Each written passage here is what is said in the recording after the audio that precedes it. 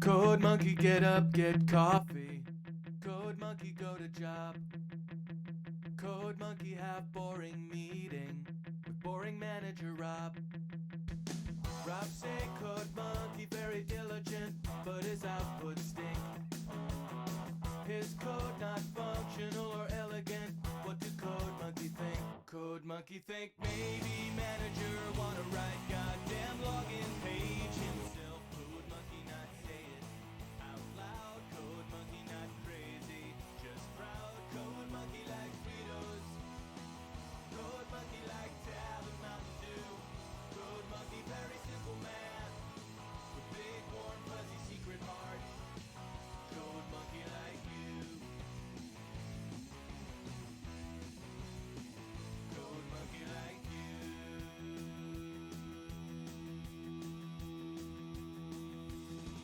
Code monkey hang around at front desk till your sweater look nice. Code monkey offer buy you soda, bring you cup, bring you ice. You say no thank you for the soda, cause soda make you fat. Anyway, you busy with the telephone, no time for chat. Code monkey have long walk back to cubicle. He sit down, pretend to work. Code monkey not thinking so straight. Code monkey not feeling so great. Code monkey like Fritos. Code monkey like Tab and Mountain Dew. Code monkey very simple man, big warm fuzzy secret heart. Code monkey like you. Code monkey like you. Lots.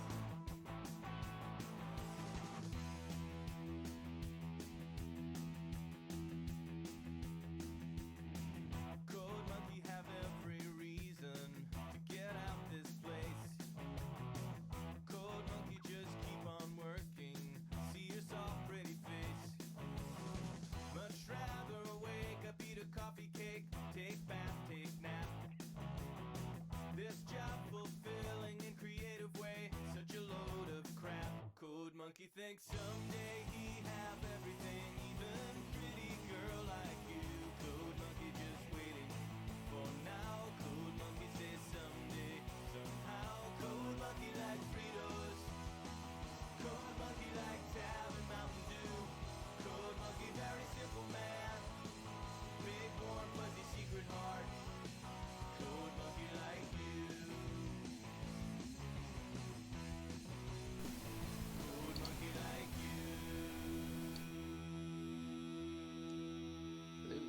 Let's see here. Get this all set up.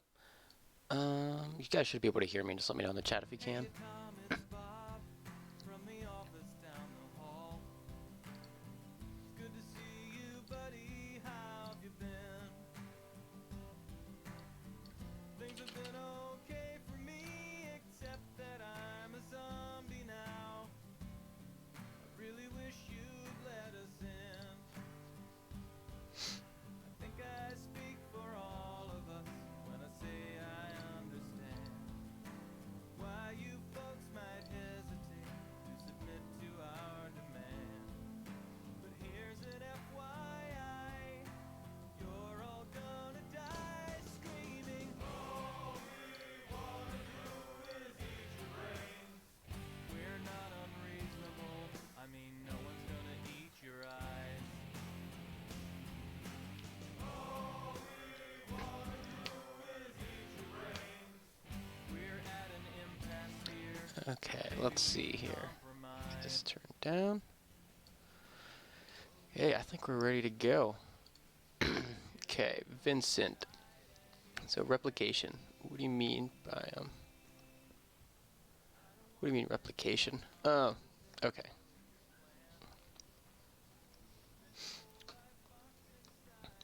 I mean, I know a lot of you have taken 303 already, so you should be good in that sense. Like as an intro to Unreal and all of that. This will be kind of an intro to using Unreal with GitHub, getting all of that set up.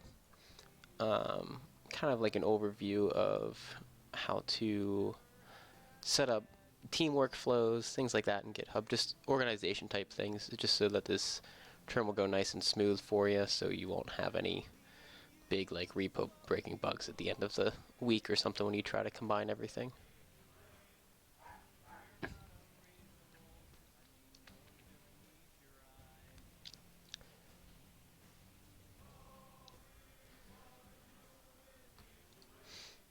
Okay, close this out.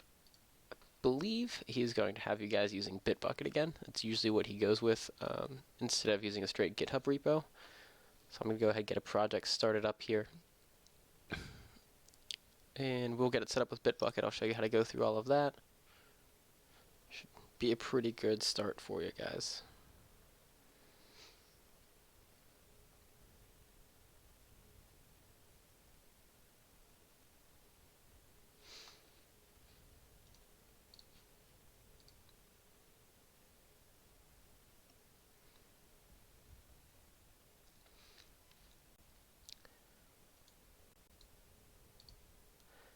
Okay, as you can see, all this stuff's popping up here. For those of you that don't have VR headsets, Unreal Engine by default loads Oculus Vr plugins and Steam VR plugins into every project. They're automatically enabled. So I will show you, first off, definitely while setting up a project, we're going to want to get those deactivated, just so if you do have any of those related, like anybody in your team that has any VR software or something, it won't pop up every time they load the project up. Just kind of good default settings to go with.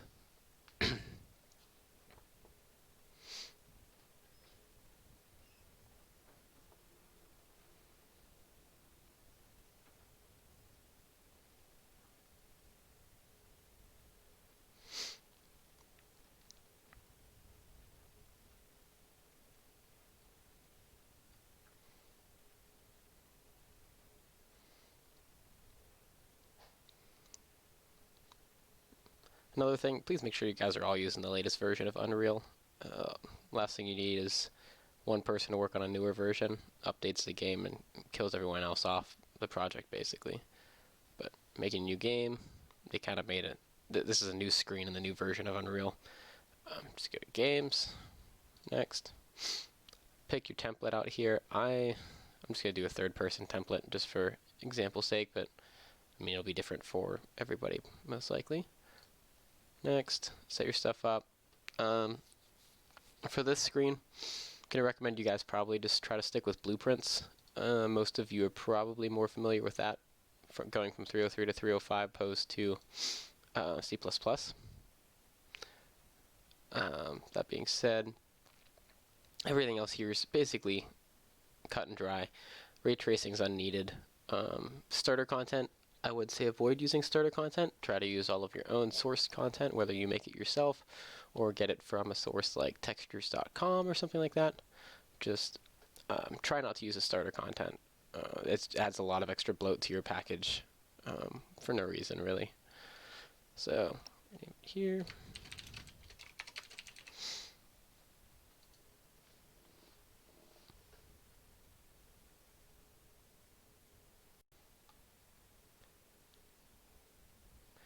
And there opens Oculus and all that stuff again. Get this out of the way.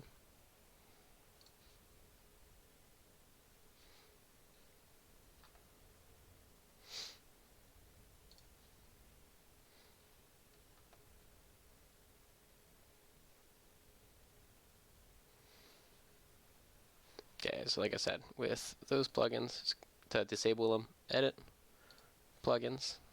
It'll take a second to bring up a whole sheet of plugins here. There they are. Pull this over. And then just scroll down here on the left to virtual reality. And just anything that's checked, unchecked. You don't need any of that. We'll be making a VR game. I mean, unless you guys are already doing VR. Everyone needs to have it. I will say the professor isn't a huge fan of VR right now. He has the original Oculus dev kit, so it's just kind of rough on his eyes. Like for his dev kit, I've kind of been working with him in some VR stuff, but not a fan. So try to stay clear of that. And that's a lot of unnecessary like just hurdles you guys won't need for a team project. So that's all set up. Project's in place. Good to go. Save everything. Let me get a new window of Firefox open.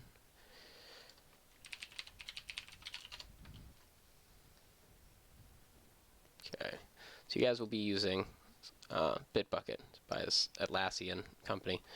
It's a pretty good GitHub alternative for Unreal Engine and group projects, things like that. There are a couple complications, but nothing too crazy. Let's get logged in real quick here. One sec.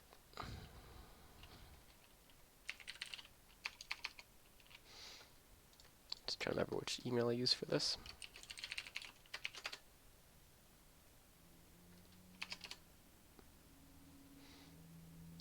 Just do this.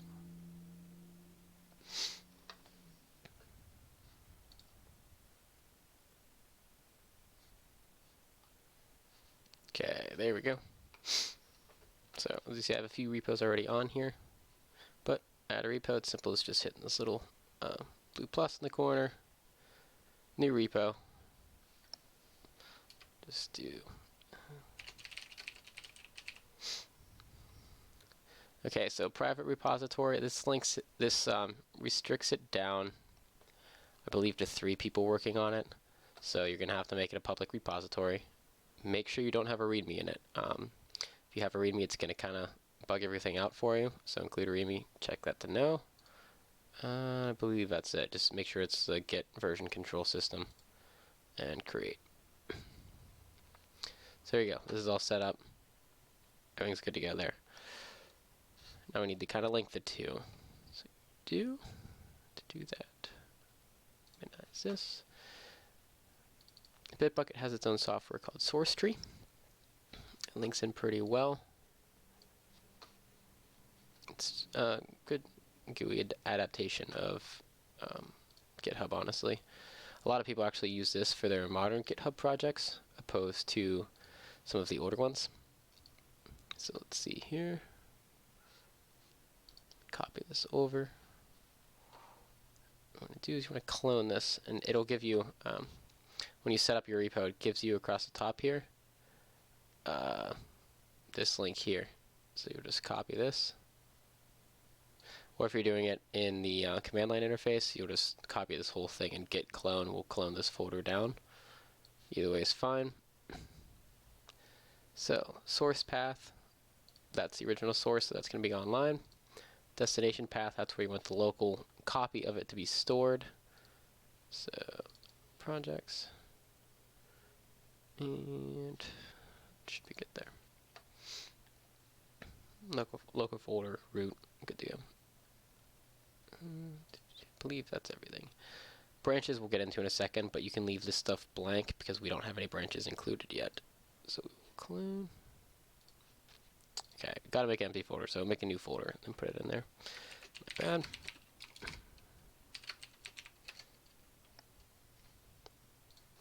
There we go. Okay. So now what we're gonna do is we're gonna open up that folder in our local file system. Unreal project, and we're just gonna copy the game we just made into that folder and do our initial push. So let's see here. Git demo, that's the game I made. We're gonna open that in a new window. And Unreal Git, that's the folder. There we go. And we'll just actually copy it this way. We'll see how this goes. One second, gotta close out. My bad. Sorry, it's been quite a while since I've done this with Bitbucket here. There we go. Okay, there we go. So now you can see that said nothing to commit here in Bitbucket, but it's slowly loading everything in here.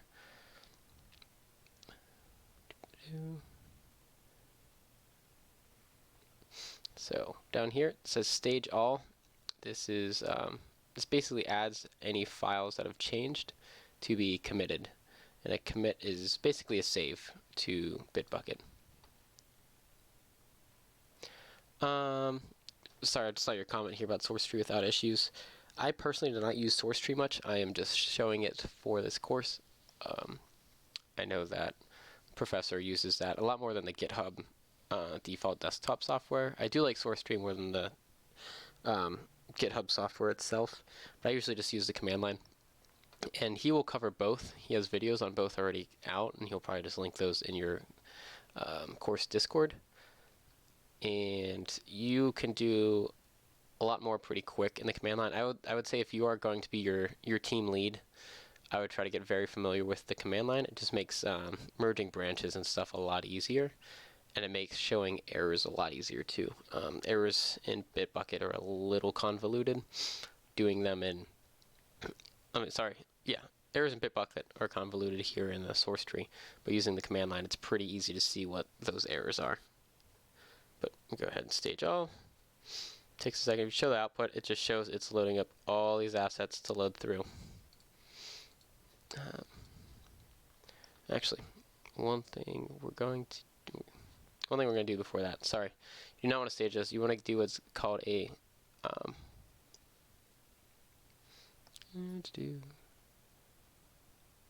I don't know why that held that for review. Anyways, sorry.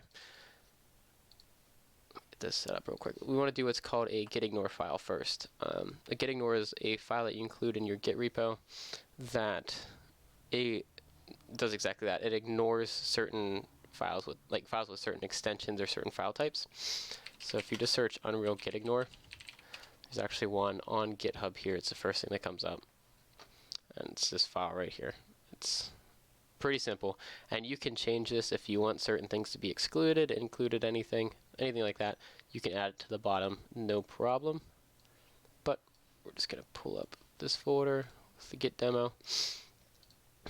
Yeah, and the very first folder level is where you're going to want to put your gitignore.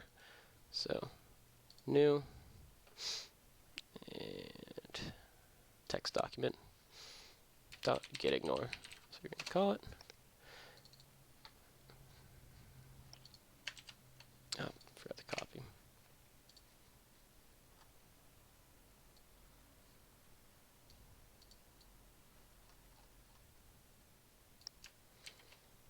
And you can, I think they have a download option here somewhere, but I usually just copy and paste it into a local folder, local file.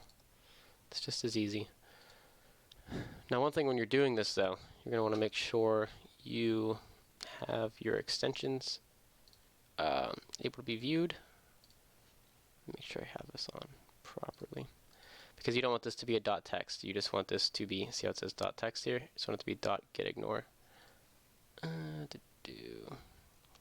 So I have a bit of a modified window here, so let me show extensions. I have to go through a couple other settings here, but give me one sec. You guys will have, in the regular window, Explorer, right across the top here, there's a View tab.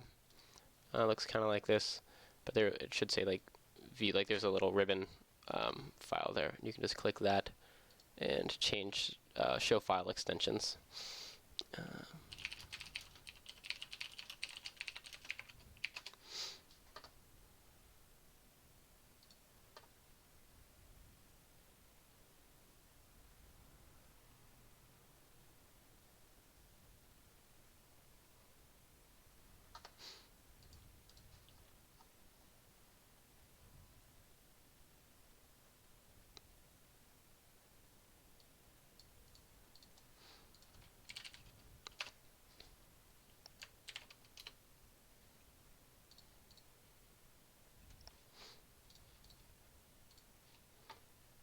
Let's see if this worked.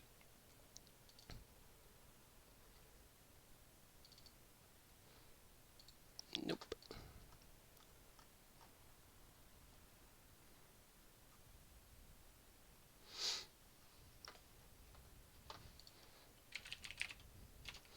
Another way to do it is through Control Panel. I just gotta find it through here. I think you can just search File Extensions. Corner. Yep, show or hide file extensions. There it is. You can show hidden folders too if you need to. I like to enable that. Hide extensions for known file types is the one you're looking for though. So apply, okay, everything will blink. Now you can see it says .text. And you'll get this warning every time you change an extension. As long as you're sure, hit yes, you're good to go. Okay, so now you have this git ignore, and you can also see there's this hidden git folder up here now. That means you're connected to git, good to go. That's a very good indicator that your repo is linked and everything is set up properly. Now, we can go through source tree. I'm going to unstage all, and then stage all, and that will include the git ignore when you stage. And so that will prevent from uploading absolutely everything. So you're going to commit. I believe it's commit. Let's see here. Up, down here. Sorry, my bad. Type a commit message in down at the bottom. I haven't used Bitbucket in forever. Initial commit. Commit. And then everything will disappear from there. Be all set. Sometimes you have to push it, sometimes you don't, but since there's no other branches or anything, that should have committed and went right through. So, to check that, it's pretty simple. You just pull up you can pull up your Bitbucket link. And it usually takes a hot second for everything to kind of show up online here, but we'll see if it refreshed and went through.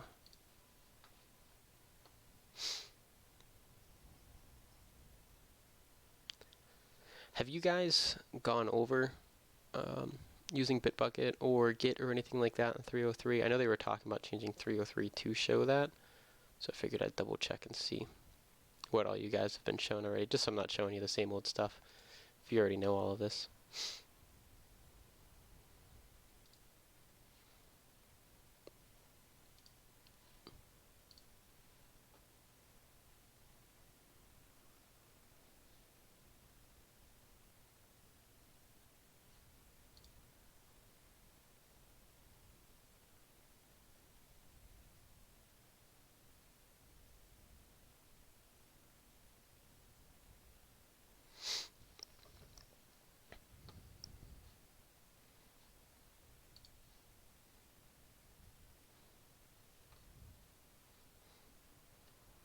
Oh, okay, I didn't know you guys would know that. We didn't use Git at all in my 3.03. That's why I wanted to double check. Okay, there we go. It says it pushed successfully. So, oh no, I definitely get that, Vincent. It's a good, strong recommendation, right? Let's see here. There we go. Everything is up. Perfect. Let's check.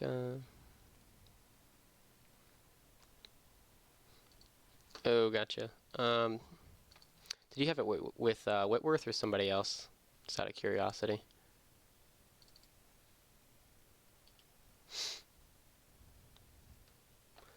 And to get these projects started up, when you first pull, when you have your project up here, you're going to do a pull or what's called a clone to first get the project on your local machine. So you're going to get added to this project online. And you will have this page. You can see just git clone, and then you can clone that to wherever you want. It's kind of how I showed you earlier, but it will actually download files this time around. But when you download it, just open your main folder and then your U project file.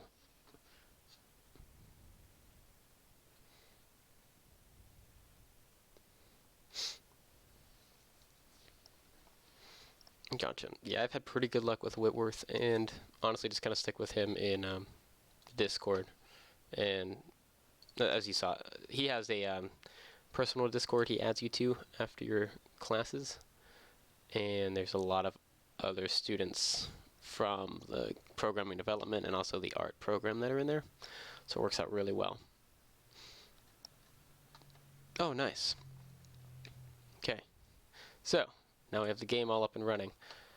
And for working in teams, the most important thing you can do is just go to this main content folder and you just add everybody their own personal folder in here. So right click at the top, hit new folder, just teammate 1,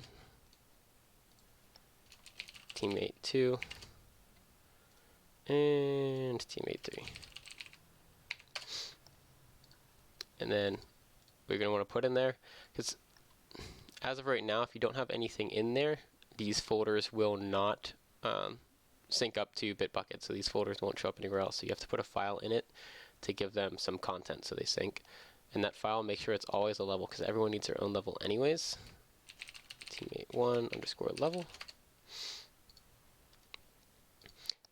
You do not want anyone working in the same level, because the last commit, push, whatever, will delete any other changes to that level. So normally you will have a level designer. It's a good idea just to have one person working in your main final level, named the level designer, and they will work in your this either the third person example map if you want to use that one, or set a new default map to load up to, and they will be the only person that touches that map. You can go in and view it. Viewing things doesn't matter. Just when you back out of that that map, make sure you don't save any changes that you made, because if you commit, it'll push your changes up. It'll cause a lot of conflicts later on.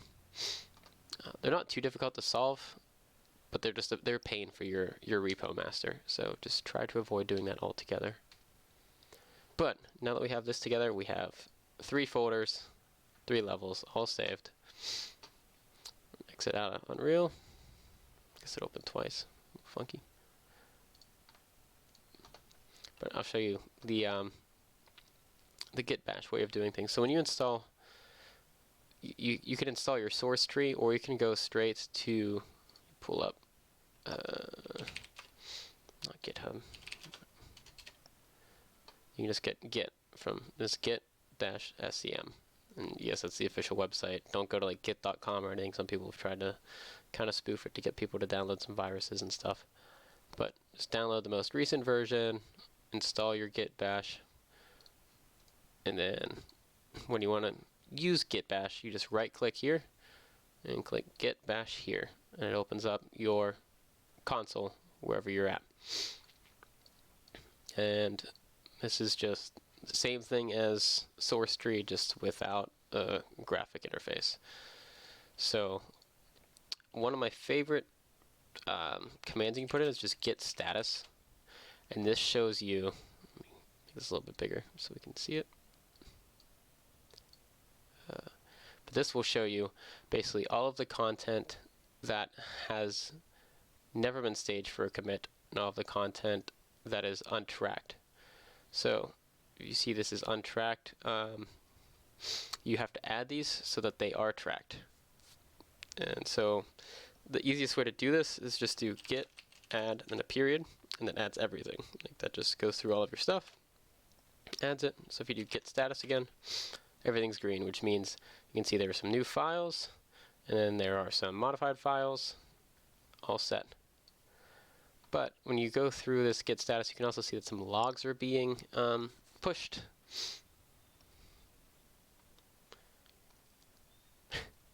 Yeah, Mendo probably said that. You know, we can make a pretty good inference that he did. But like I said, you can see that some log files are being added, and the log files really do not need to be synced across, especially for this course. There's no reason, like, you guys aren't going to be digging in through log files to try to find anything.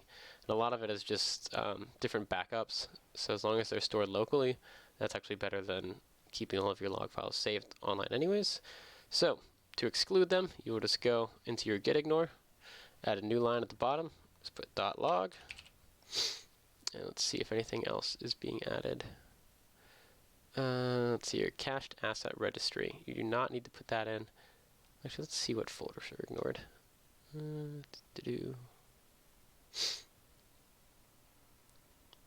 Okay. You guys can also go through, if you see something that you don't need, feel free to get rid of it. Like this has whitelisted certain pack lists. Packs are like when you finally package your game at the end of development. This gets it so those packages go along with it. But in development, this can actually just take up a lot of excess space. So go through, delete the exclamation marks. Exclamation marks are whitelist, so that makes it so they are forced to be synced instead of ignored. You will want the icon files, so leave that. Let's see what else. Anything else that we need to change in here?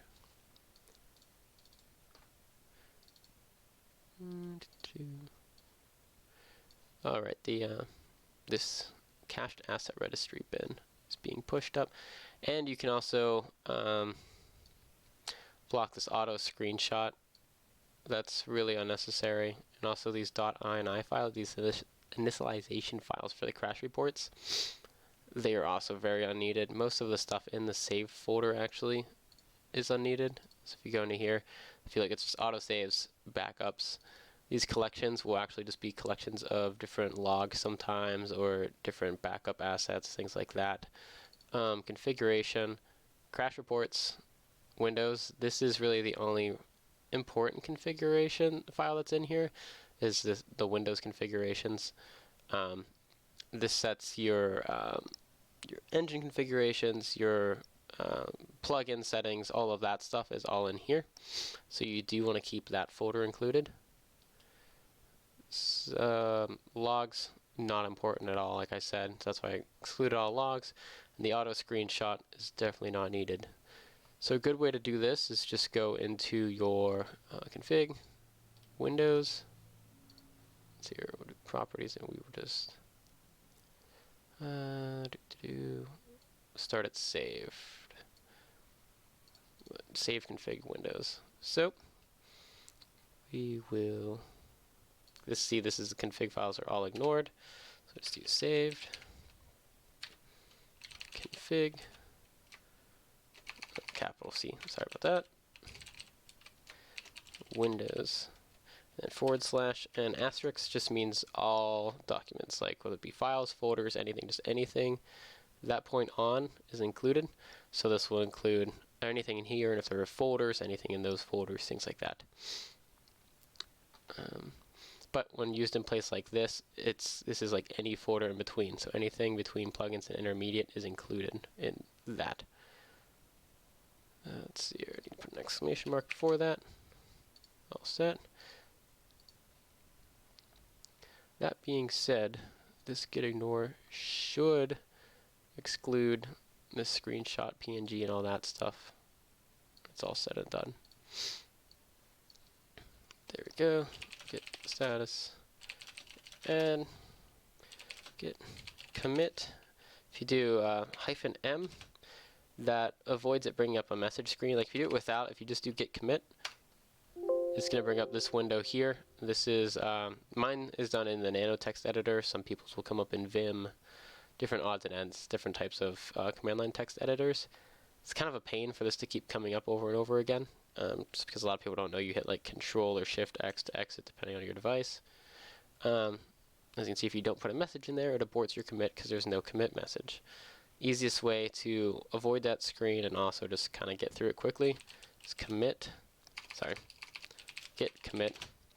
-m, that means message, and then just put in double quotes. First actual commit. Try to put detailed explanations of what you did. Not super detailed, but like, say, updated level, added assets, added specific characters, things like that, are very good messages to put in your commit. And if you need to do like a detailed message, then just put git commit, let it pull up the text editor, and organize it by lines and stuff. It makes it a lot easier organizationally that way. But git commit is set. Git push. As you can see, went through. When I committed, went through and checked 12 files were changed, and then it has like details of what was changed to those files. That's the insertions and deletions. And it also created, see create mode 100/644, these three UMaps, which are Unreal map files. And it did rewrite the screenshot, so there are some issues with that. And these initialization things got pushed up, so the getignore is having some bugs, which will happen as long as they're not pushing large files. It's going to be fine. That being said, you do have what's called large file storage, and it is different than regular storage. Anything over 100 megabytes uses your large file storage techniques, and you only have, I believe, 1 gigabyte of that type of storage in your repo. You do want to enable that by default, so go to settings, git LFS, and then I guess enable it by default now. But if anything is a LFS file, it will pop up in here. It will tell you it is large and how much space it's taking up and all that stuff. It is important to use that as little as possible, because that is the main reason a lot of teams have issues later on, because it will save older versions of that. That's the whole point of Git, is to have its version control. You get older versions of your files.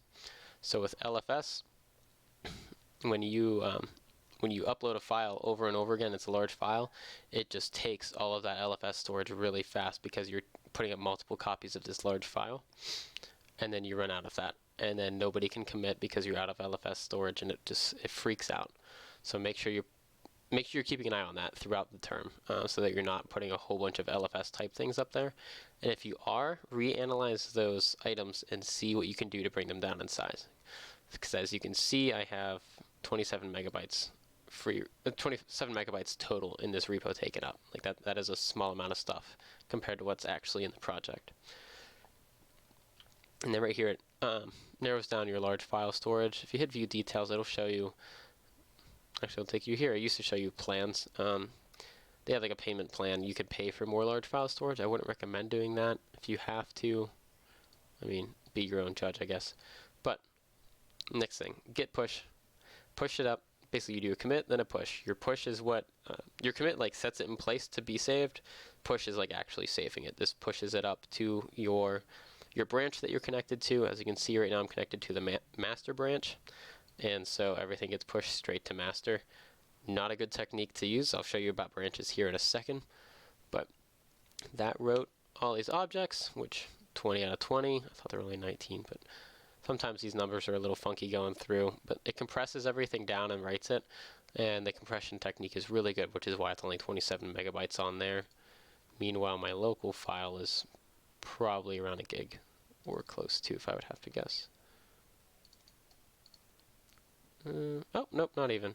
76 megs, my bad. And that's the difference of using starter content or not. Starter content usually puts you at 1.5 gigs initially for your project. So, like I said, avoid using that if possible. Okay, so we're going to go over branches now. Branches are like separate places to save for each user that's connected to a repo. This keeps you from automatically pushing to master and overwriting somebody else's work. Your repo master, or whoever's in charge, your like team lead, whatever, will most likely be in charge of this aspect of things, and be in charge of organizing everything and merging it at the end of the week. Usually you will have people work throughout the week. They will push to their branch on Friday. The team lead will merge everything Saturday, and you will be all linked together to go over a meeting on Sunday or Monday. It's usually the best kind of scheduling out to do it, because you want a good day for the team lead to go through any like discrepancies or basically any conflicts that people might have. So when you're doing branches, I believe you just do get branch, and then you can put in a branch name. And if you don't have that branch existing, it'll tell you. So if I get branch Aaron, see, nothing changed because I don't have that branch. 1 second here.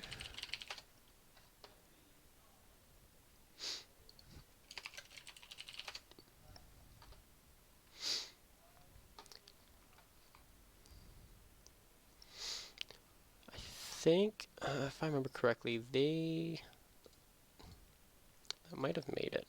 So if I do 1 second here, I'm pulling up a list of commands. A little cheat sheet as well. I mean, that's you should definitely have a cheat sheet of some sort somewhere for your most used Git commands. It just comes in super handy, makes things real quick, easy, good to go.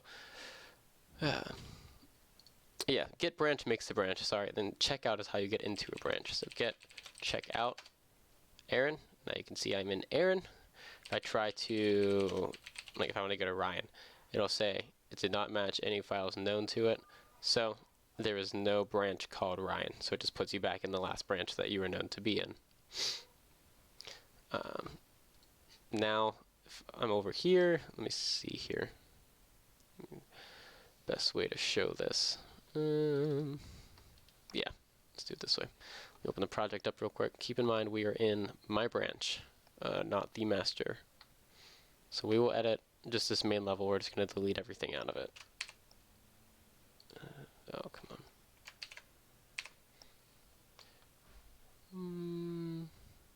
I did not want to delete the skies here. Those are annoying to go back through. Okay, there we go. Third person example map. It's empty. Saved. Exit. Status. It should say that some things have changed. As you can see, it's still collecting the screenshot and the initialization folder and some other odds and ends. So usually when that happens, I will just go into the git ignore and ignore those files specifically if they're still popping up for some reason in the save folder or whatnot.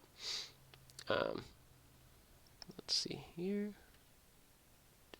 So git and period status, just to make sure everything's marked to get put on, make sure there's no issues or anything.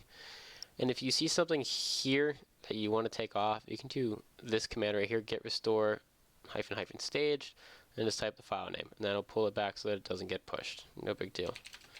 But commit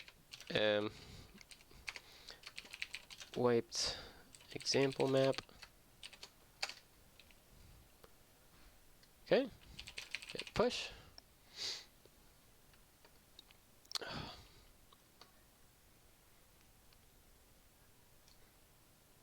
Sometimes you'll get this error. This is just if your repo wasn't quite initialized properly. Then you can just copy and paste this. It'll push that up to the branch. That usually happens right after you've made a branch and haven't pulled like from master, because then there's not a link from master to that branch made quite yet. It usually just takes a little bit of time. Again, that's stuff that your repo master will take care of. And usually when you do your next pull from master or whatever, you will be set to go. But now that's set up. So if I do git checkout master, my branch is now up to date with master. That means that my local version of master is the same as the server version of master, which is a good thing. If someone has updated something, say at the end of the week when the manager merges everything into master, he also merges master into all of your branches. So every branch has the newest version of each file. When they do that, this will say your branch is behind server branch or something like that. And you'll just do a git pull. It'll pull down those remote files and link you up. You'll be all set and good to go. But now, if we open up the project here, it should have updated it with the master version. Yes. So as you can see, these changes have not been made on the master version, just on my personal branch. So if I wanted to add those, I would go into the master branch like I am, do git merge Aaron.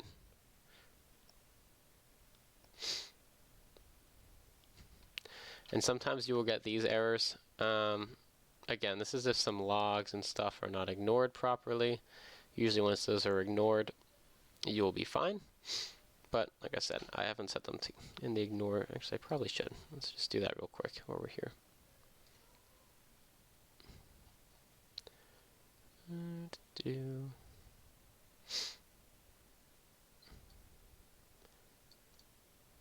Copy. I don't know why .log is not ignoring these logs. That's getting a little irritating. We'll see if this will work with git demo at the end, or if I need to delete that off, but we'll find out. But if it says this message, if it is just random stuff like this, it says you can commit your changes or stash them before you merge.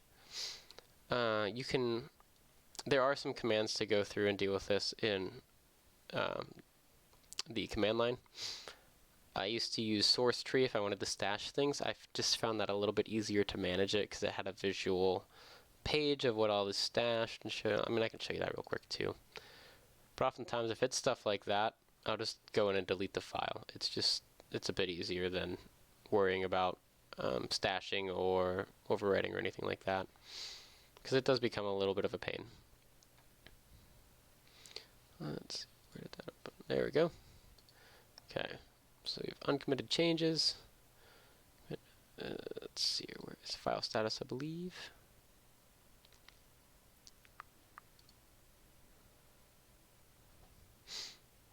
is my stash? Yes. Stash your current changes, return your working copy to a clean slate.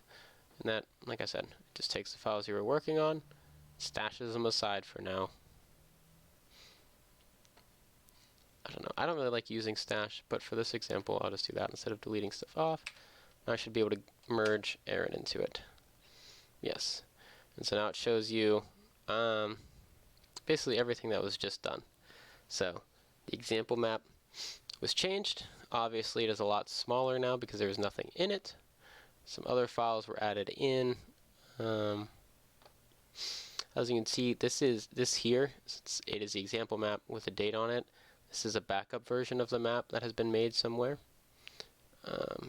This is the built data for that map that has been made. So anytime you build a map, or if you keep a level open long enough, generally it'll build like some lighting references and stuff in memory.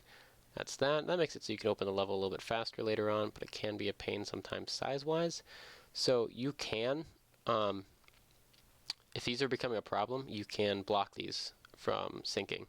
You can add them to your get-ignore so that they don't upload. And that will save you a decent bit of space later on if you start getting like into some intricate lighting setups. Just keep in mind that people will have to rebuild everything every time they download it or every time they update whatever. That becomes a little annoying, but it can save you a good bit of space, so it's a trade-off. And just some logs. But other than that, pretty simple stuff. Branches are, like I said, a good way for each person. They have their folder in the project itself, and they also have a folder here. So they merge everything to master, good to go. And then once your repo master merges, your repo man, whoever's in charge, your team lead, merges everything to master at the end of the week. So like I said, probably on Saturday or Sunday, they want to merge that master back into each individual branch. And that will update each branch with the newest files that have been put into the master branch. And then when everybody logs in later on, throughout the week, whenever they come in for their project, you'll do a git pull, and that will sync down the files from your branch, and you'll be all up to date. That being said, I feel like that's pretty inclusive of what you'll need to do with this. The professor has videos on each individual role and how to best use branches and how to use GitHub in general with that. Well, not GitHub, Git and Bitbucket.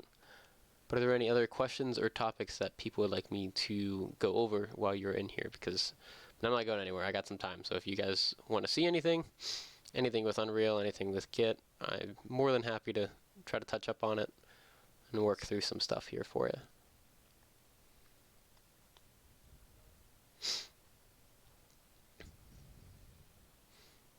Oh, also, just a side note, Trello is really great for organization for anyone who hasn't used it. Not that. One second. Pull it up here.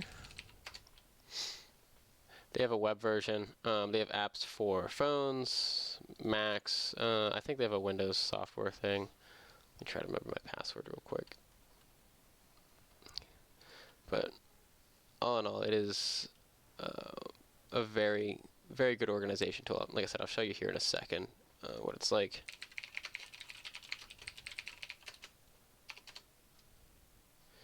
I believe that was it. Yes, that was it. Okay. So just a quick rundown of Trello. I'm in a couple different projects here. This, I believe, was the project that I did. Yeah, this is the one that I was included in. So you go in, you can set up these tabs. So you can have you can set any title you want for it, whatever. And then underneath, you can add these cards to it. So say there's a request for a feature. Add card, add a title to it. So we'll just put like hallway lighting, for example, if there was something needed for that. And then you have your hallway lighting card. You can edit it, change labels, change a whole bunch of different stuff to it. You can add color labels to it to organize it. And there are some other detailed types of cards you can go into. There's this create from template. You can create a new template and things like that. It's like right here, you can see there's a checkbox associated with this one. So if you click it, it brings it up full screen. You can see there are milestones here that would be worked on. You can check through when you get things taken care of. I think you just click on the card. Yeah, you just click on any card to bring that up, and you can add any of this stuff over here to it. You can move them around, copy and paste, whatever you want to do. It is a very good organization tool, and I would recommend using it for this class, and I'd recommend using the mobile version, especially if you're the team lead, because then you get updates when people accomplish different things. You can set it to get updates. You don't have to get the notifications, but you can enable them, and it comes in really handy, because then you know where everybody's at throughout the week, and if someone does something that you weren't expecting them to, you know. You have that little tab there, and you can go in and check what they're working on, and then that gives you a really easy way to keep track of everybody.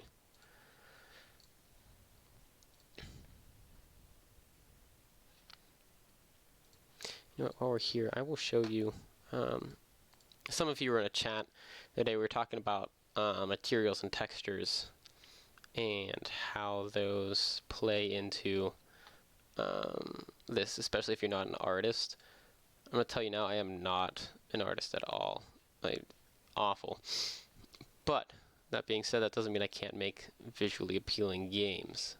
So let me load up. This is my 303 project I did, and I will show you the textures that I hand painted some textures, and I have a little Microsoft Surface tablet. I just drew up some really crappy grass on it, and I'll show you what we can do with the material editor to basically use any terrible texture and turn it into a good material.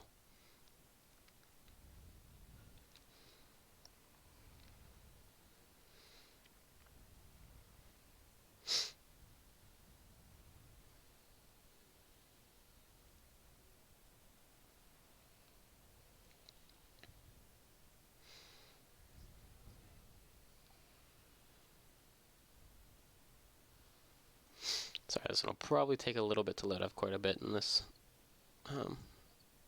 Yeah, I've been working on this one for a little while, back and forth.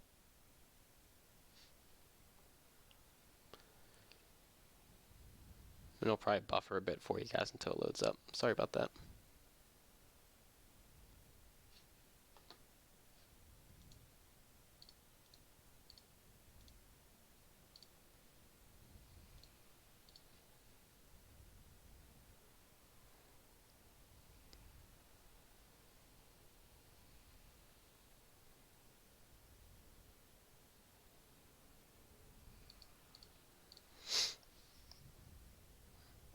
Here we go.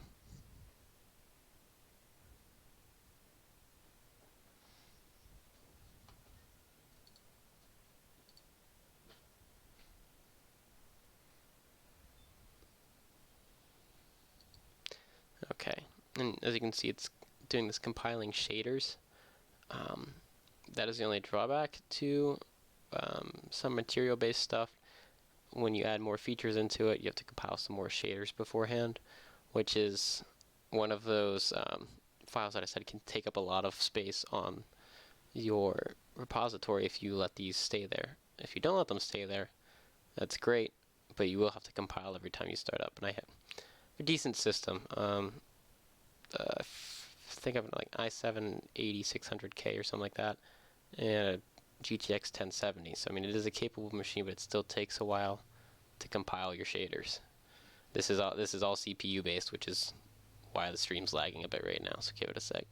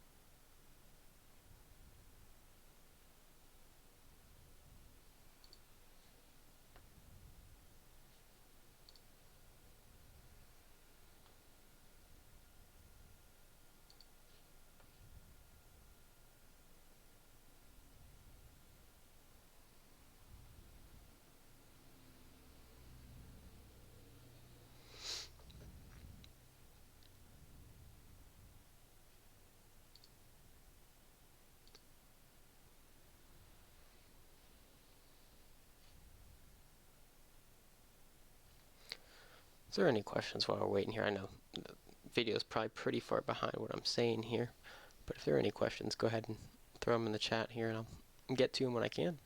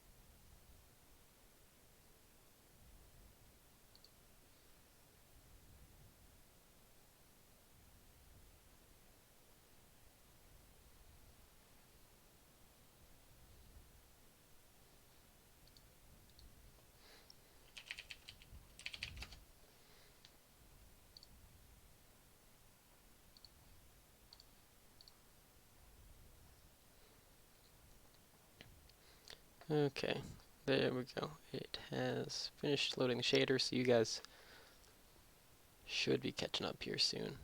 I'm going to give it a hot second just to kind of catch up online so we're on the same page.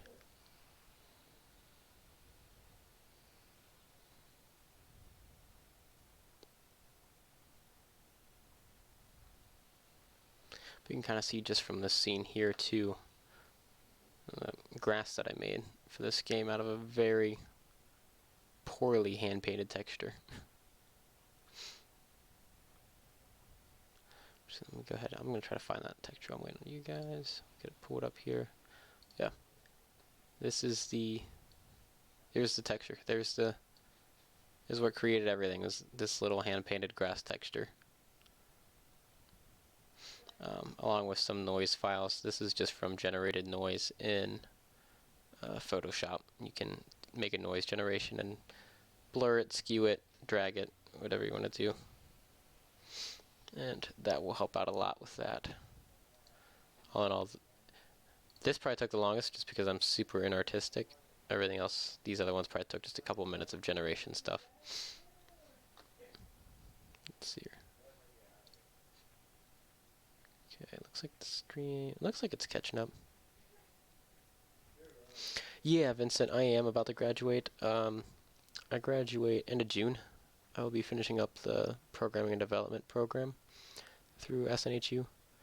I have been doing game design related stuff for, let me think here, about six or 7 years now. When I first got into it, I got in originally with CryEngine. Is really good for Foliage based stuff. I'm a sucker for any type of outdoor, like forest or like rundown old like ruin type environments. So yeah, I am about to graduate though, so that's exciting.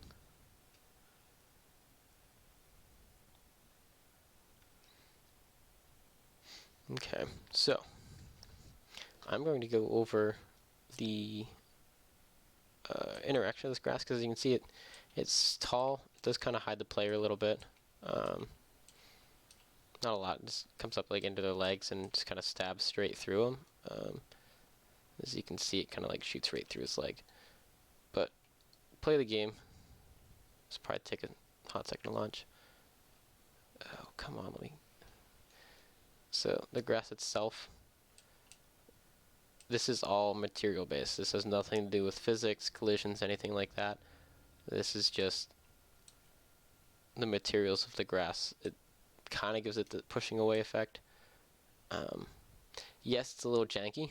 I'm not gonna lie, this is not a perfect thing. Like I said, I did this in 303, and that was the last time I touched it. But when it's an arcade style game, so you're running around through here, can't even tell.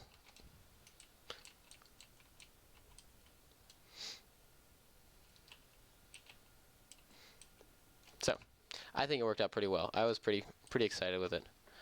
Let me bring up this material editor, and we will go over. Let's see here, grass material. I think. Let me see which one I use real quick. I think it's this one.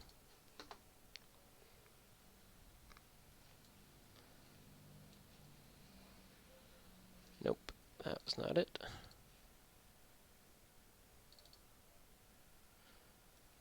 This is it. Okay.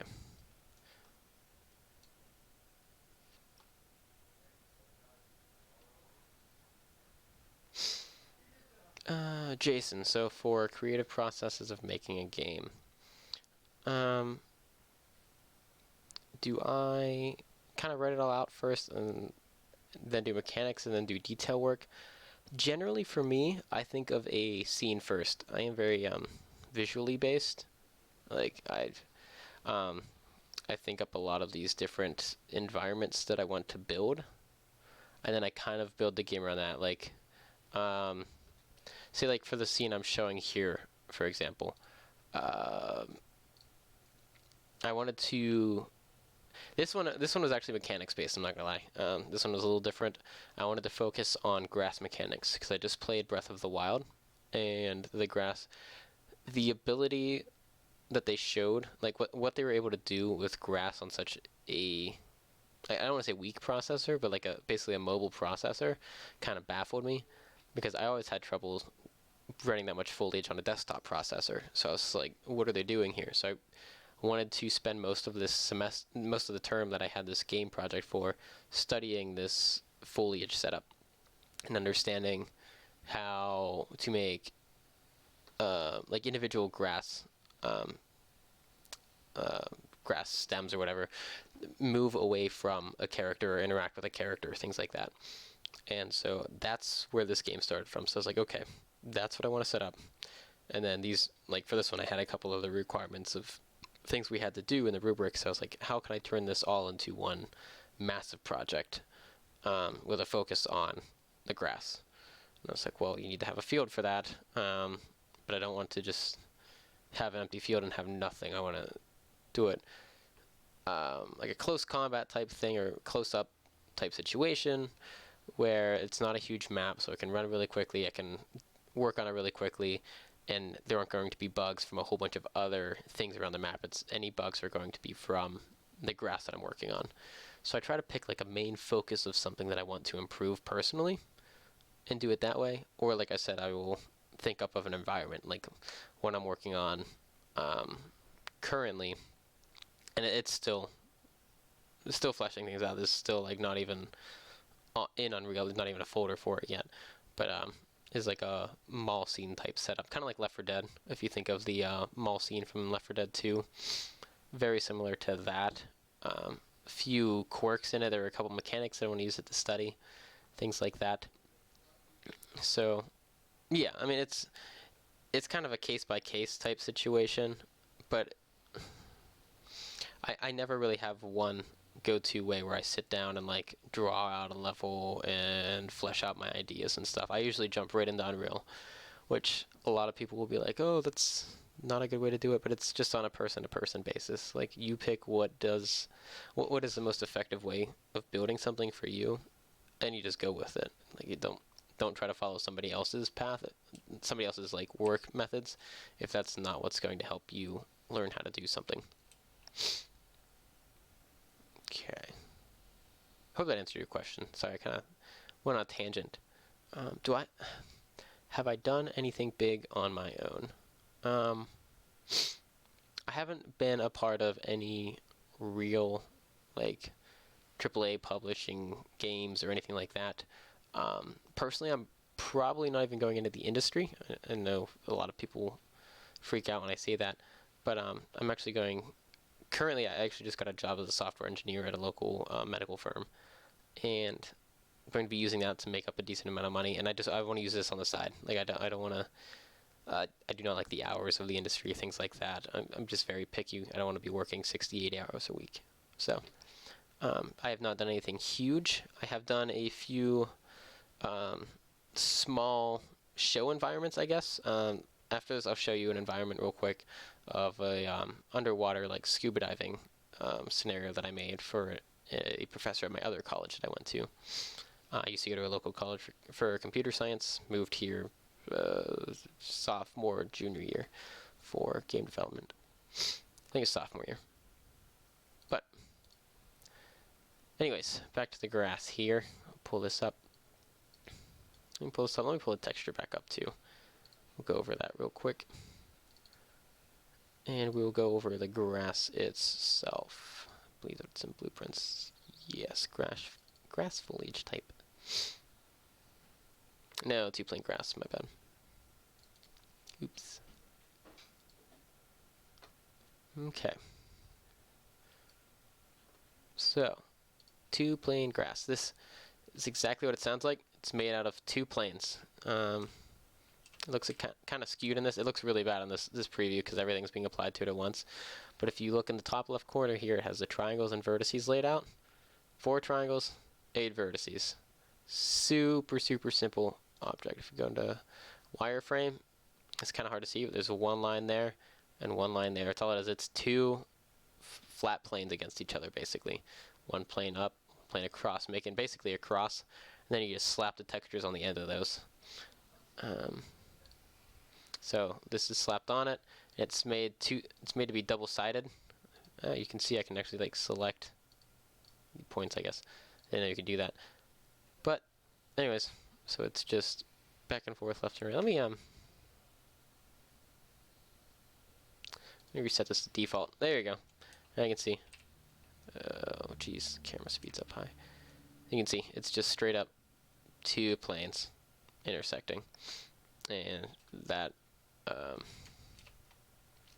this texture is just applied. This texture itself, front and back to each plane, and that's it. That's all I did for the modeling and texturing of the grass.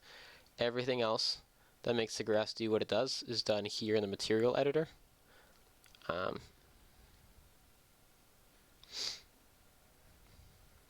Any exciting projects I am working on now? Let me go through my folder real quick. I don't think there was any. Like I said, there was that that mall level that I was working on. I am passively working on switching this game I'm showing you now into VR, just because it would make a really good like arcade beat 'em up style game. I'll show you a couple other projects that I've done. I just finished up. I do game jams over our breaks instead of actually focusing on main games. So the one I did over this break, it's a 2-player game. One person controls a cannon, the other person screams into their microphone to power a player through it. It was interesting. Didn't work out as well as I thought it was going to. I also only had like 2 days of personal time to really put into it total. So like it's like a 16-hour project that I got to do total. So it's not great. It's not awful. Go back to here. So as you can see, we only have, I can zoom in farther here.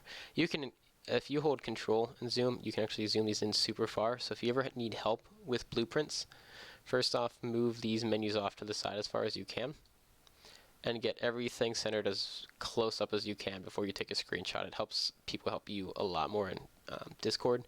because if you have it zoomed out like this and take a screenshot, you can't read any of the text. It's pretty awful.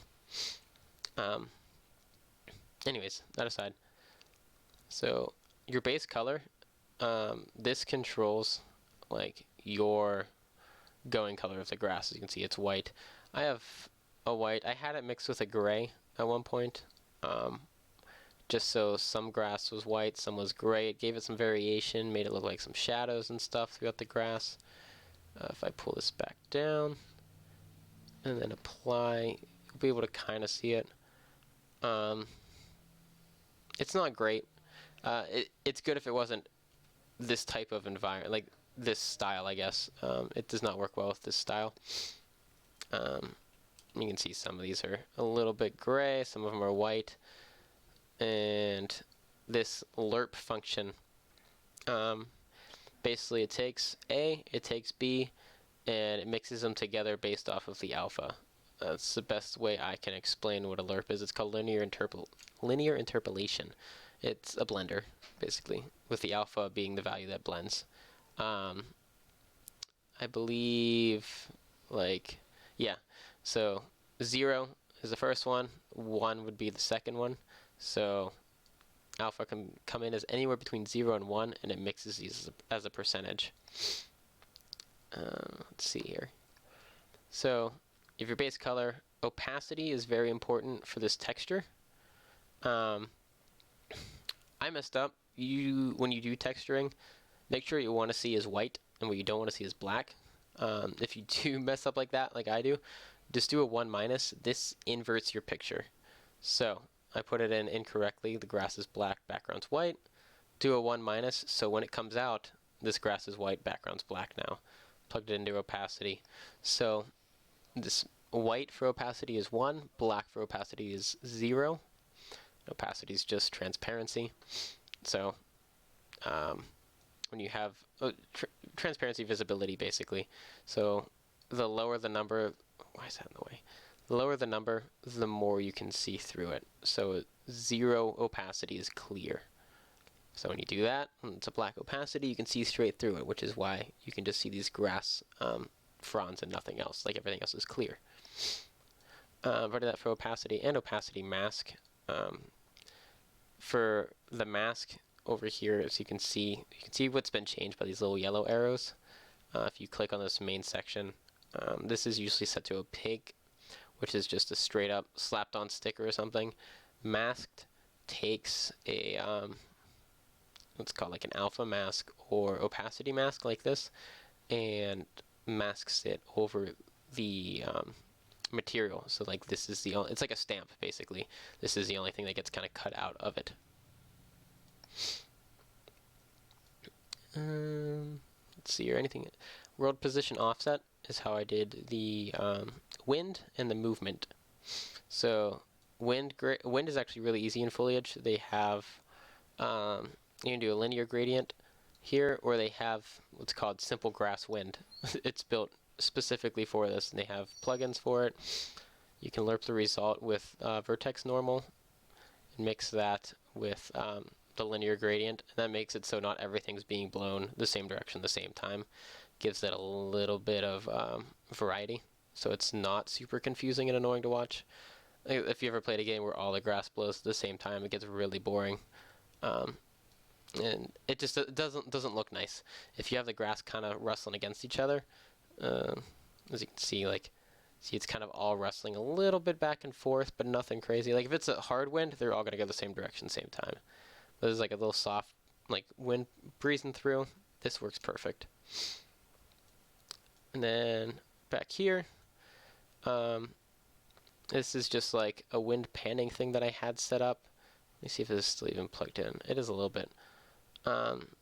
For that, what I was trying to do, and I had it working in a different project. It didn't look so great. When you looked at it from the top down, you can kind of see it. There's almost like a slight ripple effect across.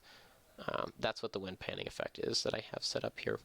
It just takes basically a texture and just pans it across this entire collection of materials so that it looks like there's like ripples going through it for the wind.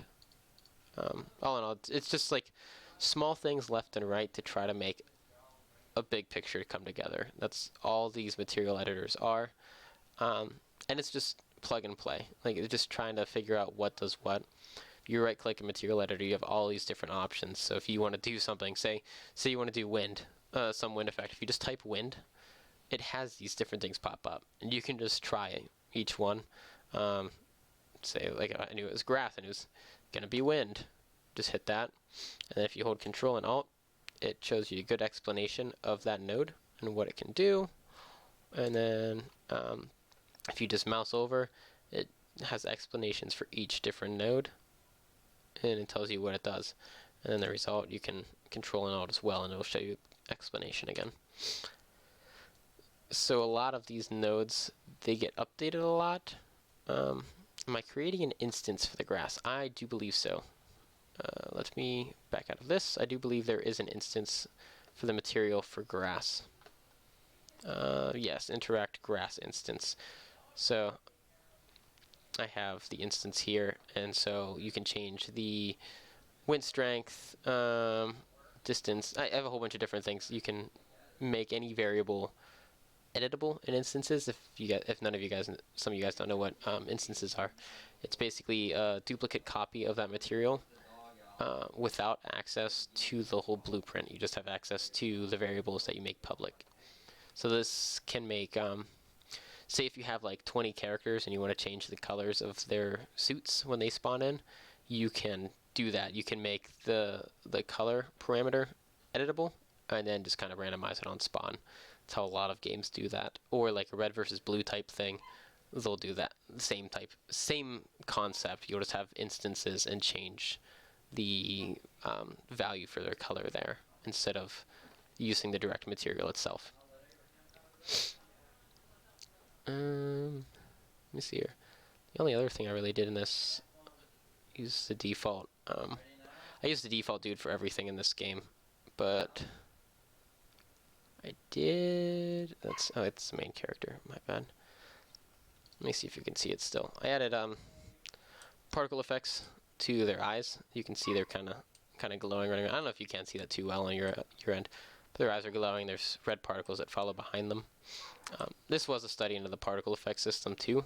I worked with it a little bit in the past and wanted to get a little bit more experience with it because it wasn't super familiar, but AI was the main focus of this one actually though.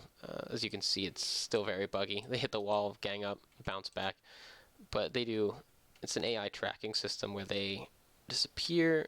Let me see here, what button was that? Yeah, here we go. So this is like a live view of what's called EQS, or environment query system, I believe, and it shows they add values to each position in the environment here.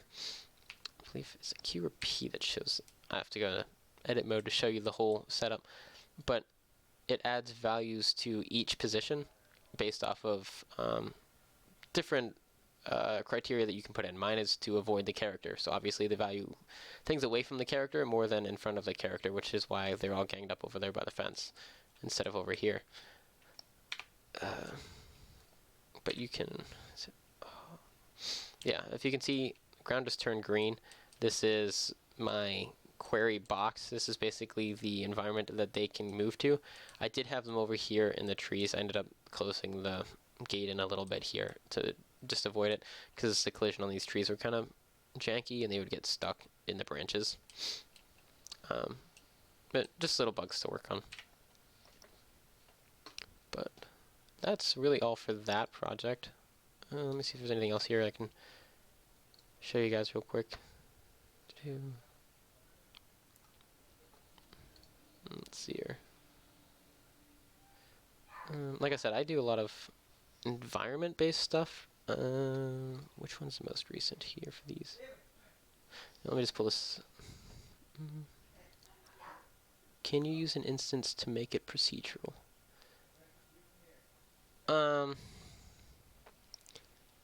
What do you mean by that? What do you want to make procedural about? Like procedural foliage type stuff? Because there was actually a system in Unreal to do procedural foliage. The instances just kind of change the materials themselves, not the object. So the objects still have to be placed. The material just change how it looks, if that makes sense. Actually, I did have procedural trees in the original build of that game, so each time you would go in, it would put trees in a different location, so it was a different level every time. But like I said, the trees were kind of bugging out, so I took that out. But there is a procedural mesh or procedural foliage tool in Unreal. I forget what it's called. I can look it up real quick. But yeah, you make it basically makes instances of your foliage types. Actually, this should load faster now this time around. Let me pull this back up because I can show you the foliage types. At least I had those set in place on this project. Let's see here. Blueprints. Yeah. So if you can see, I have tree foliage type. So if you have like if you have a mess, you can right click. There's where is it? Foliage, and then you can do landscape grass type, procedural foliage spawner, or static mesh foliage, or actor foliage.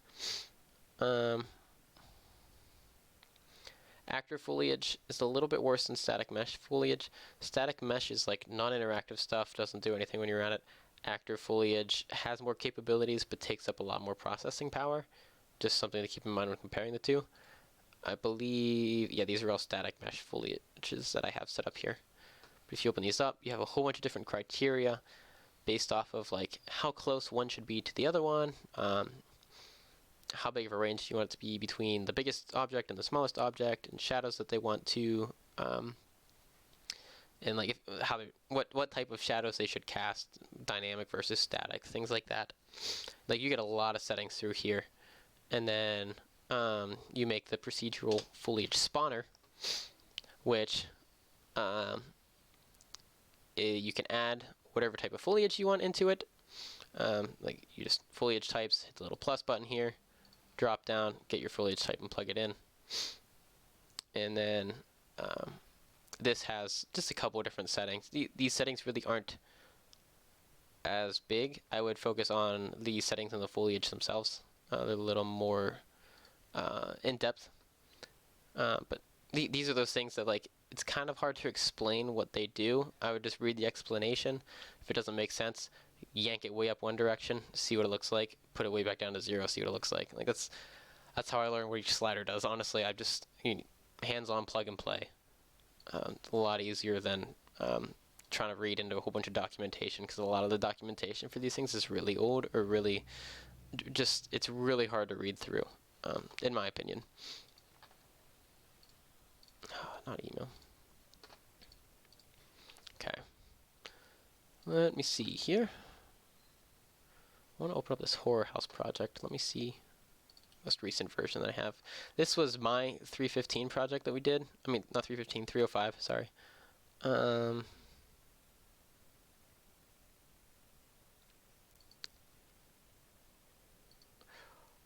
There it is, Game 305 fix. My bad.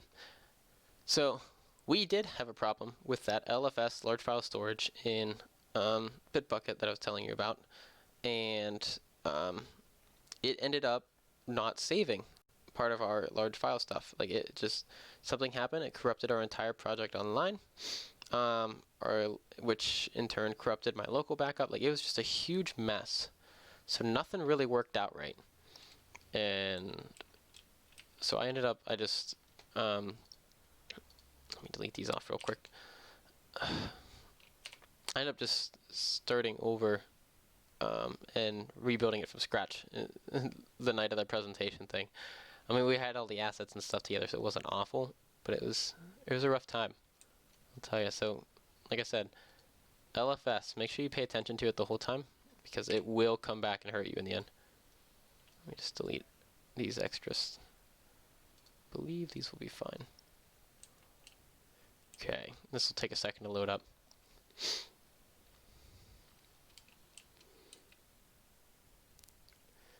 Okay. Also, really, no, this will give me a second to compile shaders. So it'll take a second. It's yelling at me that it's stuttering. But I was about to say, really cool tool that you can use if you need to get the size of an object for references in like your 3D modeling software, or for scaling references for other objects in here. If you go to any of these orthographic views, 4.23, I'm actually on 4.24, I believe. I have both 2.3 and 2.4. Like I said, I generally try to open everything up on the newest version of the engine, especially if I'm working in a team. I like to have everyone up to date on the same version of the engine. But that is something that you guys all want to agree on when you first start. But orthographic view, if I want to measure something, I do a front view. Let me zoom out here, show something. This is super zoomed in. But if you right middle mouse button, hold it, and drag, it'll give you a measuring thing. Hello, Artie Designer. Welcome to the party. Nice to see more people coming in. I like it. Had some people bouncing. Oh, the stream kind of died there for a second. Didn't even see how bad it died there first. My bad. Okay, this project's loaded up.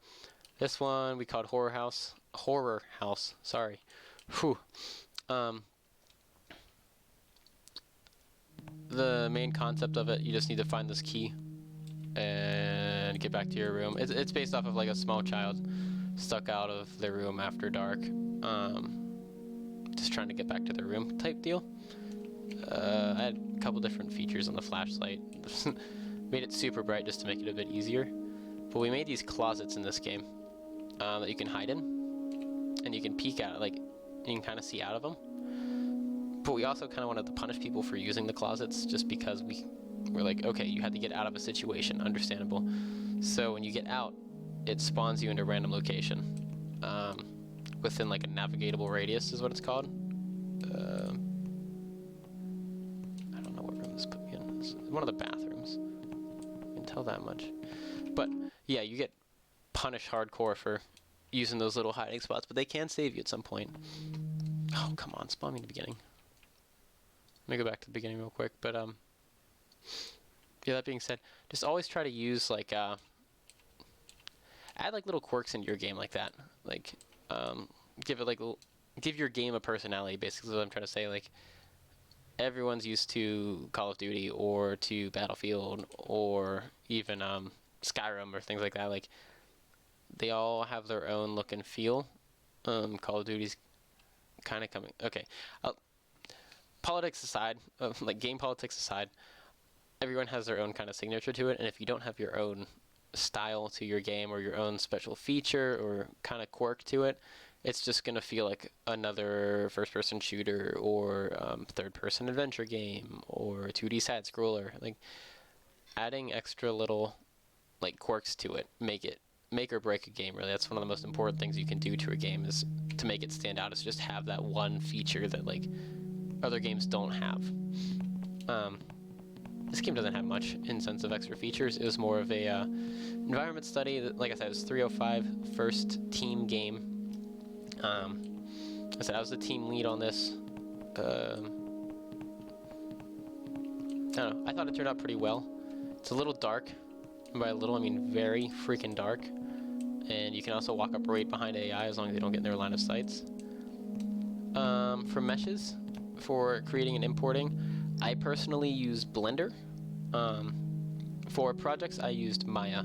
I'm not a fan of how 3ds Max uses their modifiers. It's not how I'm wired to think, so it doesn't work well for me. Maya is a little bit more freeform, and where you can just kind of grab vertices and pull them around wherever.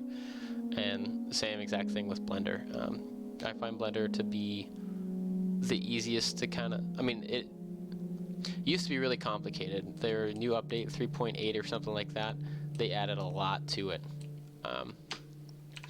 And in terms of GUI, so it makes it a lot easier to run through. But as for this, I had an artist. He did some of the 3D art. I ended up having to go back through and patch some of it up in my, like, as you can see, this chair, the chair mesh got overlooked. There's a couple just weird, let me slow this down. Weird problems like this corner being cut out, things like that. The windows were a little funky. I ended up having to go through and patch them a bit. Let me see if I can't pull this up. The original window had like some stuff missing, like there were some holes on the side and things, and as you can see there's a little bit of light still leaking through it, and it's also a lot of optimization. As you can see right now, this has 712 triangles and 2,124 vertices, and I guarantee you the UVs probably look pretty bad because I suck at UV mapping. And this isn't great, but you can see all the tiny little extra triangles that are in there. It's a window, it shouldn't really be that complex. Like, it was just one of those things that we kind of messed up on our end with it and weren't able to go back and patch it up at the end. Let me see if I can find the chair here. Let's see here. There. View. Chair. If I view the UVs for this, it'll show a lot. As you can see, this UV map, I didn't touch the chair asset. I didn't have time to. This didn't get UV map properly. It's supposed to be all in a 1-to-1 space over here. And this is why we didn't texture much. This is actually just a plain white material that we applied to it. As you can see, it's just a Lambert one. It's a material just plastered over the entire thing. Just because that was the easiest way to patch over it. UV, what was that? UV channel 1 is usually the automatically made UV channels when you import an object into Unreal Engine for the lighting system.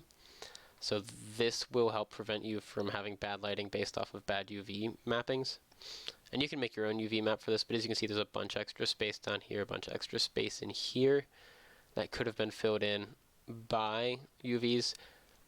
And the point of UVs is you want to take up as much space as you can with the object itself. That gives it a better quality looking texture without taking up as much size. So when you get all this extra gap, that's like wasted memory right there. This is just wasted space that we could have used to texture an object. This is just a mess. It was a bad time. This is the first time the guy was exporting into Unreal and stuff, so it took a lot of crash courses on all across the board for everyone to learn their roles and stuff. Like if you see these plates, most of them are floating a little bit. If we put them down directly, they sank into the table, and that was because they're super thin. They're basically a plane. You need to give objects some depth. There we go. Sorry, I have my camera turned up way too fast for this. But you can see just how thin this plate is, and it was glitching in and out of the tables all the time. But I will show you real quick. Let me pull up. I'll just pull up Blender to show you an object real quick. Let me find a blend file to show you. Because I do want to emphasize one thing that is very important in Blender or any 3D modeling software when you're pulling it in to a project. I don't remember what this is, so this could be interesting. Yeah, this is my little mini house build that I was doing. I was trying to make like one of those isometric rooms, just like a study in Blender.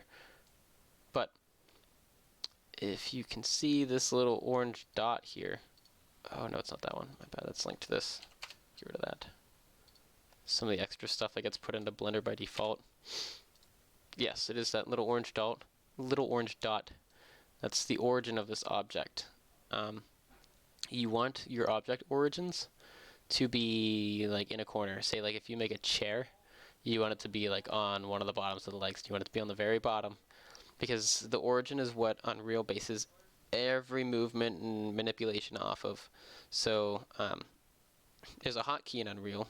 It's the end button on your keyboard. If you hit that, it drops the object down and lines it up with the next object underneath it. So like if you need to put something on the ground, basically that's how you do it. Or like those plates on the table that I was showing you.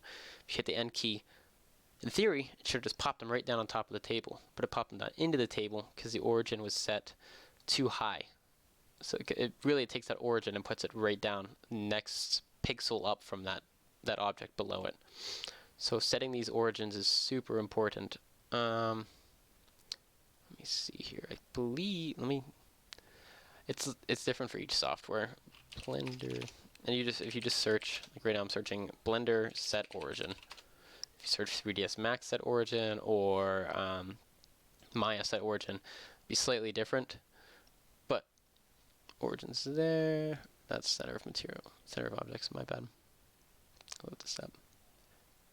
It's just learning what to search is one of the big things here. It's just a lot of problem solving, like active problem solving as you go. A lot of questions can be answered in a quick Google search or a quick message on the Discord channel. Honestly, if you punch it in there, a lot of people can help out. If I hit move, you can see there's the origin exactly right there. Oh, I remember how to do this. I don't even know to look it up. Over here on the right hand. Where is it? Where's the little side? There's a little side menu here that I can pull out. I think T. It's the hotkey for it. Nope. Is it in this? There is a here it is. Right in tools. I looked right over it. Effect only origins. Check that, and then you only move the origin around. You don't move the object around. And then if you uncheck that, move everything around. So you want that origin set basically in the corner of your object or whatever. This, I'm not going to worry about this object because it's not going to really go into Unreal or anything. I'm just working on 3D modeling in it. As you can see, this is all one object, just using extrusions to make a door or to make a window, things like that. Not super great, not super awful. You just want to make sure if you are making object, if you are the artist for your group, I'm going into Unreal, make sure everything is squares. Four-sided polygon, not squares, four-sided polygons, sorry. Unreal automatically converts it into triangles, so you don't want to use triangles, just messes with it a little bit. And you want to make sure you don't go over, so you don't have like faces with like 10, 12, 14 corners to it. You just want 4 sides. Takes a little bit of discipline to get that. Like this took more effort than it should have, and a lot more loop cuts than it should have to get it to look right.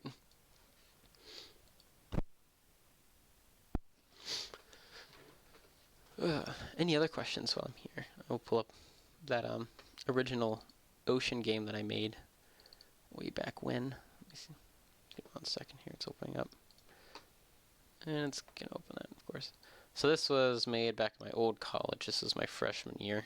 The first project I used, this was showing off a little bit of level design, a little bit of programming. The art stuff, it was all out of a package in Unreal. Like I said, I am not artistic at all. So this is definitely not done by me, art-wise. But like just the implementation of everything was done by me. Go flashlight and stuff like that. And there's different areas with different focus points. So let me go over here. This is what took the most time over in this corner, so I'll start out with that. Was a like underwater mansion type thing, like old ruins. Like I said, I love old ruins. I'm a sucker for them. So I set up like this old kind of like I said, like a mansion front place. That got like had a boulder fall on it or something fall on it to smash the top bit underwater. I thought it was neat at the time. Nothing insane, but for freshman year in college, it passed, got me through. So, yeah, it's just a lot of this is just a lot of different creative work. It depends on your position.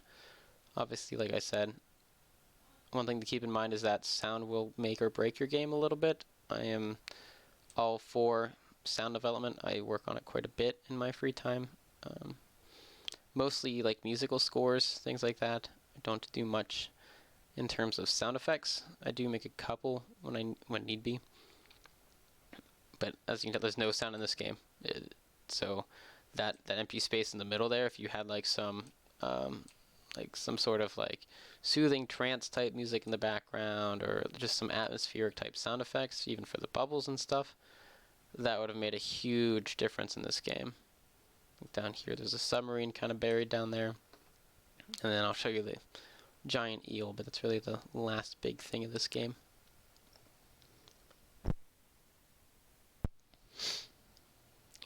Should be right over here, I believe. This big pit. There he is.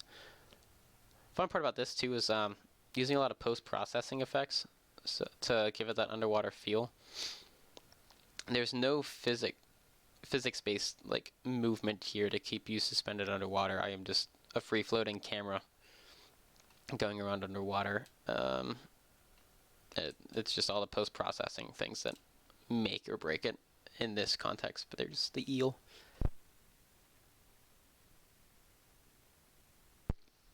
But yeah, that was my first like full beginning to end type projector game that I did. Like I said, all this stuff that pops up. Like I said, all that VR stuff pops up. But don't forget, if you guys need more stuff too, keep an eye in the Unreal Marketplace. You do free content every month. Professor's a little against using this in your actual projects if you're an artist or focusing on any 3D modeling, just because obviously you want to show off your own work.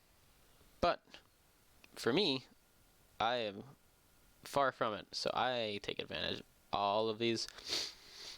And even if you are an artist, download them and take a look at their assets. Like this dark forest, this would be really good for vegetation study. If you open these up, they will show you all the assets usually that are in the package. On like one of the last pages. Maybe not. That's upsetting. Usually they have a page with like all the assets in it, but this one does not. And then for programmers, things like this is Smooth Sync. Sync your transforms smoothly across the network. Cool. This would be good for a networking study. If you want to look in to see how to program things to work with Unreal's networking functionality.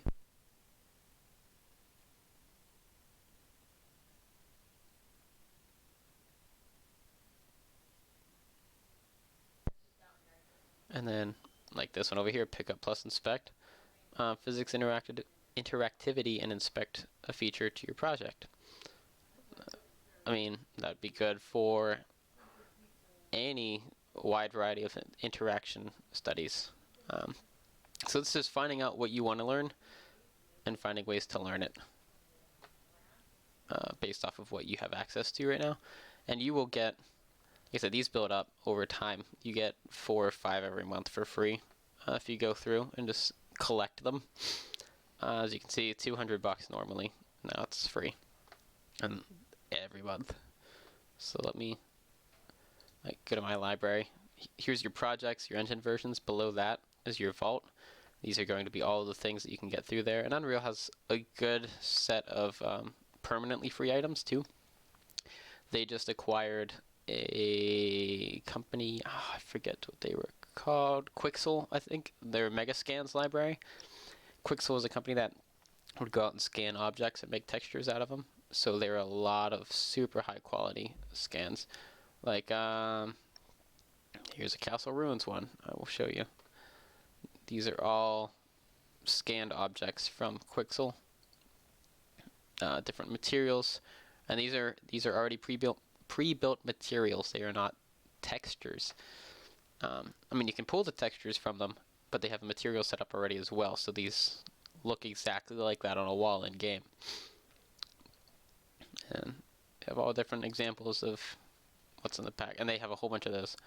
But hoarding these has been key to me kind of learning how to texture, how to manipulate materials, particles. There's particle control systems that I've downloaded to go through and see how they work. So that really just hoard and study. It helps out a lot. But any other questions for you guys? Not learn. There's a learn tab here. Sometimes there's good content. Sometimes it's pretty outdated stuff.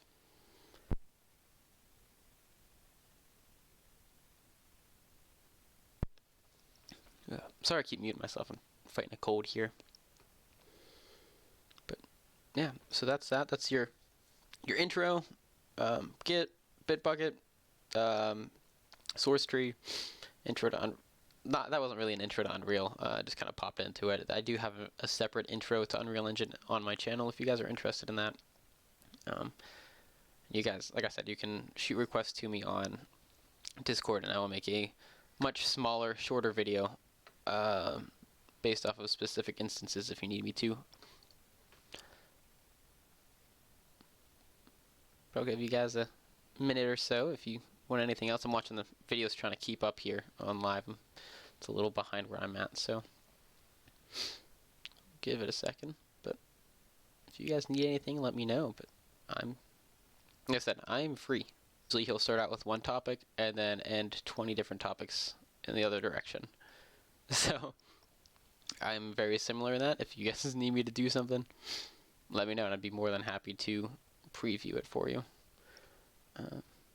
I'll pull up this game just so I can see the difference in the live stream. But I will show you. This was a game jam that I hosted a little bit ago. I just did this as a game on my end, just to build some. It was a weekend game jam or a holiday game jam, something like that. I can't quite remember when it was. But I'll show you how this went. Let's see here. It'll take a bit to load.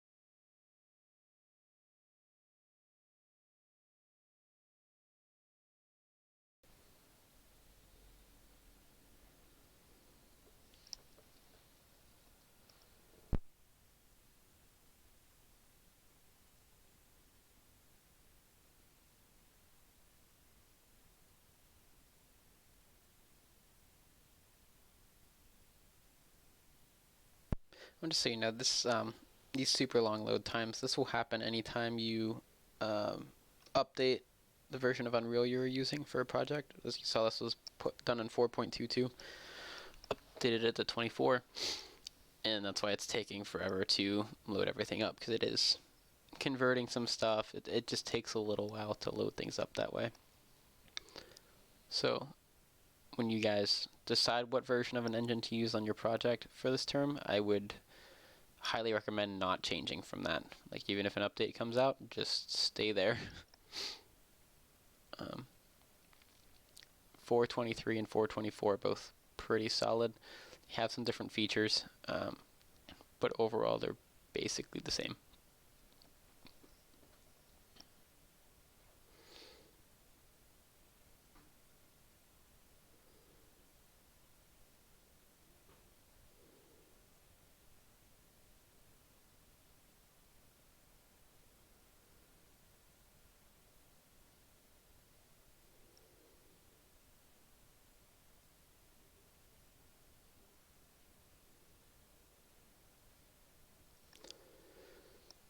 Once he's finished compiling, we'll be good to go. I can show you this game. This was a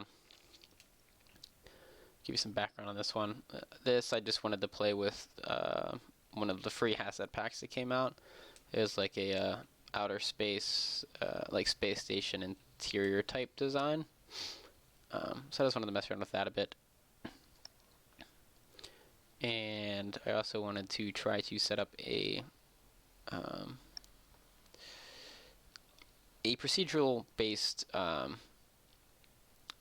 like character tagger, I guess, in a way. So like it spawns in a whole bunch of people with the same body. I mean, I use the default mannequin for a lot of things, so everyone's the default mannequin, but some of them are tagged as enemies and some of them are tagged as friendlies.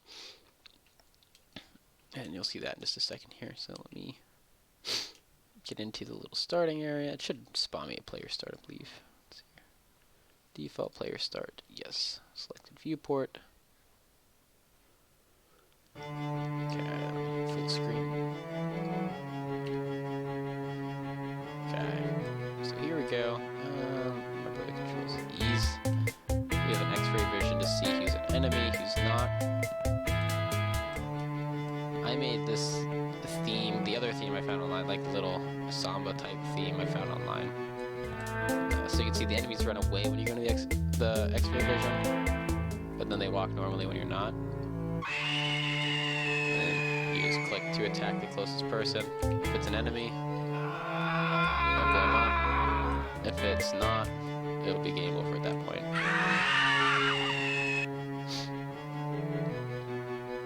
And so that was I don't know, that game jam, like I said, that the very last game jam I was in was not super successful, so I will not be showing you guys that. That screaming game that I was talking about, but yeah. I'll wait a second to see if there are any comments on the stream here once it catches up, but if not, I will be closing it off and that'll be the end of this stream.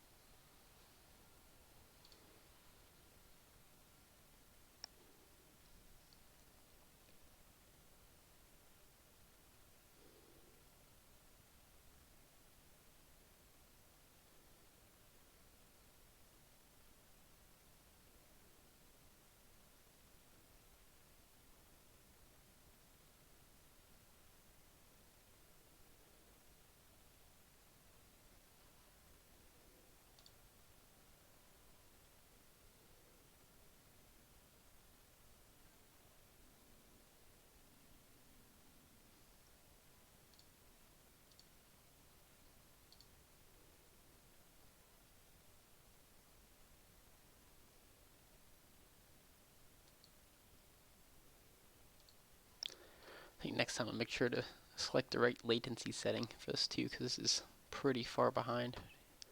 But I think I'm going to call it. If you guys have any questions, excuse me, feel free to ping me in Discord or send a personal message. Either way, it's not a huge deal. Whatever works best for you.